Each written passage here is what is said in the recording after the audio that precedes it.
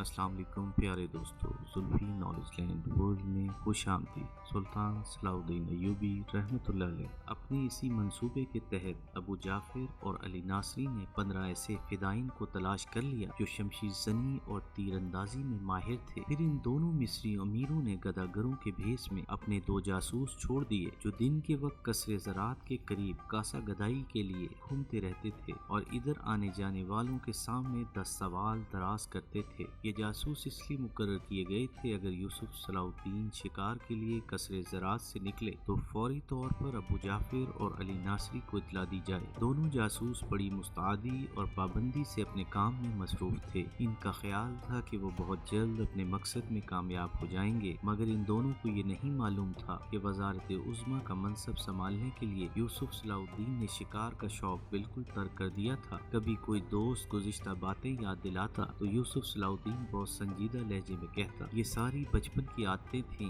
اب میں بوڑھا ہو گیا ہوں۔ دوست بے تکلفانہ انداز میں کہتا، ابھی تو تمہاری جوانی بھی شروع نہیں ہوئی ہے اور تم ضعیفی کی باتیں کر رہے ہو۔ اس وقت یوسف صلاح الدین کی عمر 20 اور 22 سال کے درمیان تھی۔ تمہیں کیا معلوم کہ مجھ پر بندگان خدا کی کتنی ذمہ داریاں ہیں۔ یوسف صلاح الدین کے لہجے کی سنجیدگی کچھ اور نمایاں ہو جاتی۔ اس بوجھ کو اٹھاتے اٹھاتے میرے کاندھے شل ہو جاتے ہیں اور کمر ٹوٹی جاتی ہے۔ ہر وقت ڈرتا رہتا ہوں کہ کہیں کسی کی حق تلفی نہ ہو جائے اور میں اس کے عذاب میں پکڑ لیا جاؤں۔ خلیفہ عازد ایک رنگین مزاج انسان تھا۔ وہ شراب بھی پیتا تھا اور کثر و سرور کی محفلیں بھی سجاتا تھا جن میں مصر کے امراء اور دیگر معززین بڑے ذوق و شوق سے شریک ہوتے تھے۔ خلیفہ عازد نے کئی بار یوسف صلاح الدین کو بزم کیف و نشاط میں شریک ہونے کی دعوت دی تھی، مگر یوسف صلاح الدین نے بڑی ذہانت کے ساتھ یہ کہتے ہوئے معذرت کر لی تھی، خلیفہ محترم، یہ میرا مزاج بھی نہیں اور پھر میرے فرائض مجھے اس تفریح کی اجازت بھی نہیں دیتے۔ یوسف صلاح الدین کا انکار سن کر خلیفہ عازد دل ہی دل میں پیچ و تاب کھاتا رہتا مگر زبان سے کچھ نہیں کہتا تھا۔ دراصل یہ خلیفہ کی ایک انتہائی خطرناک چال تھی۔ وہ یوسف صلاح الدین کو شراب کا عادی بنانا چاہتا تھا تاکہ یہ صالح نوجوان جلد از جلد تباہ ہو جائے تھا۔ یوسف کی احتیاط کا یہ حال تھا کہ وہ خلیفہ کی دعوت مشروب و طعام میں بھی بہت کم شریک ہوتا تھا، اور یہ ساری احتیاطیں اس لیے تھیں کہ جیسے ہی یوسف نے وزارت عظمیٰ کا منصب سنبھالا تھا، اس کے چند روز بعد ہی دمشق سے سلطان نور الدین زنگی کا ایک معتمد قاصد مصر پہنچا تھا، اور پھر اس نے تنہائی میں سلطان عادل کا ایک خط یوسف صلاح الدین کے حوالے کیا تھا۔ اس خط میں مندرجہ ذیل عبارت درج تھی، یوسف تم پر اللہ کی سلامتی ہو۔ یہ بہت ہی عجیب بات ہے کہ میں ایک ہی وقت میں 2 متضاد کیفیات سے دوچار ہوں۔ ایک طرف مجھے تمہارے چچا اسد الدین شیرکو کی موت کا بے پناہ غم ہے اور دوسری طرف تمہارے وزیر اعظم بننے کی بے تحاشا مسرت۔ اب تم بہت غور سے میری کچھ باتیں سنو اور ان پر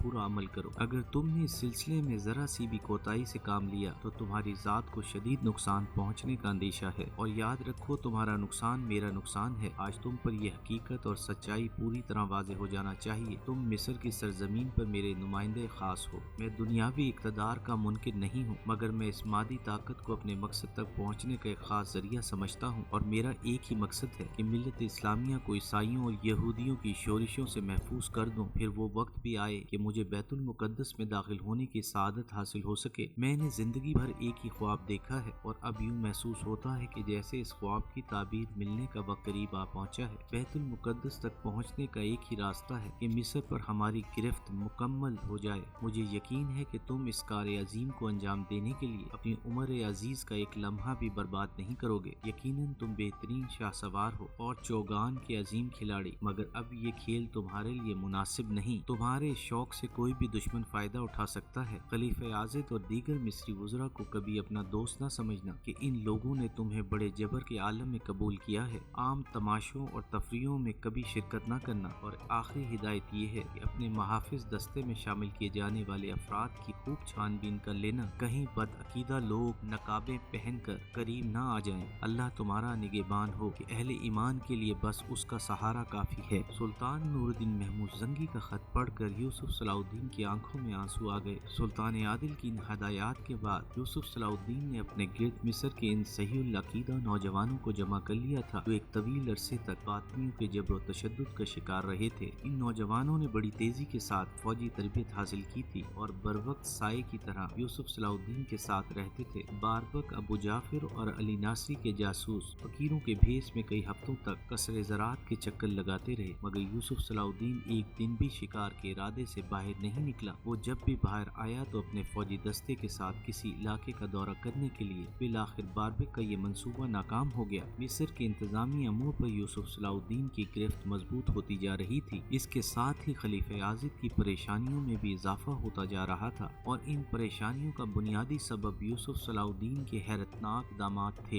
एक दिन यूसुफ ने कसरे खिलाफत पर मुतय्यन फौजी दस्ते को तब्दील कर दिया। ये खलीफे आजिद के पुराने नमकख्वार सिपाही थे जो हर वक्त इसकी हिफाजत के लिए महल में मौजूद रहते थे। मिस्र के हुक्मरान ने यूसुफ सलाउद्दीन के इस इक़दाम पर सख्त बरहमी का इजहार किया और इसे तन्हाई में तलब करके गजबनाक लहजे में कहा, तुम्हें ये हक किसने दिया कि तुम मेरे जाती हिफाजती दस्ते को तब्दील कर दो? मैं ये सब कुछ आप ही के हुक्म से कर रहा हूँ। यूसुफ सलाउद्दीन ने खलीफा की बरहमी को नजरअंदाज करते हुए इंतहाई पुरसकून लहजे में कहा, तुम झूठ बोलते हो। खलीफे आजिद के चेहरे पर शदीद नागवारी का रंग उभर आया था और इसकी आवाज हद से ज्यादा ऊंची हो गई थी। मोहतरम चचा, असदुद्दीन शेरको की वफात के बाद मेरे और आपके दरमियान एक मुआहिदा हुआ था। यूसुफ सलाउद्दीन ने एक एक लफ्ज पर जोर देते हुए बावकार लहजे में कहा, और वो मुआहिदा ये था कि मैं इक़्तिदार के साथ आपकी जान की हिफाजत भी करूंगा। मैं इसी मुआहिदे के तहत अपना फर्ज अंजाम दे रहा हूँ। ये कैसी फर्ज की बजा आवरी है कि तुम मेरे मोतबर महाफिजों को मुझसे दूर कर रहे हो। खलीफे आजिद का लहजा बददस्तूर गजबनाक था। जिन महाफिजों को आप अपना वफादार समझ रहे हैं वो दरअसल गद्दार शादिर के आदमी हैं। यूसुफ सलाउद्दीन ने पुरयकीन लहजे में कहा। ये सुनकर चंद लम्हों के लिए खलीफे आजिद का सारा गुस्सा काफूर हो गया और इसके चेहरे पर खौफ और दहशत की परछाइयां लरजने लगीं। फिर इसने बड़ी मुश्किल से अपने आप पर काबू पाया और किसी कदर लरजते हुए लहजे में कहा, तुम ये दावा किस तरह कर सकते हो? यूसुफ सलाउद्दीन ने फौरन ही अमीर अजीजुद्दीन को इस मखसूस कमरे में तलब कर लिया जहाँ ये तल्ख और नागवार गुफ्तगू हो रही थी। अमीर अजीजुद्दीन कमरे में दाखिल हुआ और खलीफे आजिद को सलाम करके खड़ा हो गया। अमीर अजीजुद्दीन, तुम खलीफतुल मुस्लिमीन को बताओ, शादिर ने कत्ल होने से पहले क्या कहा था? यूसुफ ने अजीजुद्दीन को मुखातिब करते हुए कहा, मैं शादिर से पूरी तरह मालूमात हासिल करना चाहता था कि हुकूमत के किन किन शोबों पर इसके असरात हैं और इसके वफादार कहाँ कहाँ हैं। अमीर अजीजुद्दीन ने बसद एहतराम अर्ज किया, मगर आपकी वजह से मेरा काम नामुकम्मल रह गया। मेरी वजह से? खलीफा आजिद ने हैरान होकर कहा। अब गुस्से की जगह हैरत ने ले ली थी। आपने शादिर के कत्ल कराने में बहुत उजलत की। अमीर अजीजुद्दीन के लहजे में एहतराम के साथ शिकायत का रंग भी मौजूद था। आप बार बार शादिर के कत्ल का मुतालबा कर रहे थे। मैंने आपके हुक्म से मजबूर होकर इस गद्दार की गर्दन उड़ा दी